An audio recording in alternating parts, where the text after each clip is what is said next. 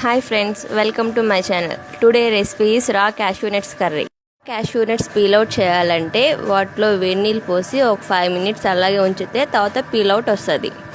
Screen మీద ఇంగ్రీడియంట్స్ని చూపిస్తున్నవి fry చేయండి.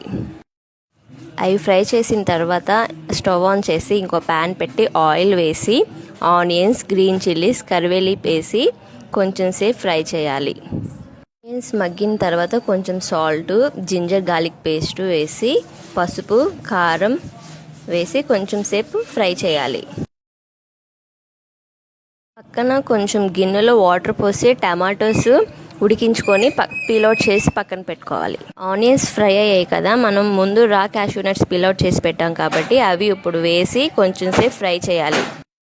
రా క్యాష్యూ నట్స్ వేసిన తర్వాత మనం ముందుగా ఫ్రై చేసిన మసాలాలు టమాటోస్ మిక్సీ పట్టేసి అవి గ్రైండ్ చేసిన తర్వాత మసాలా మొత్తం వేసేసి కొంచెం వాటర్ వేసి మగ్గించాలి. మగ్గిన తర్వాత వాటర్ అన్నీ ఇంకిపోయిన తర్వాత పైన ఆయిల్ వచ్చిన తర్వాత కొంచెం లైట్గా కొత్తిమీర వేసేసుకొని కర్రీ దించేసుకోవటమే.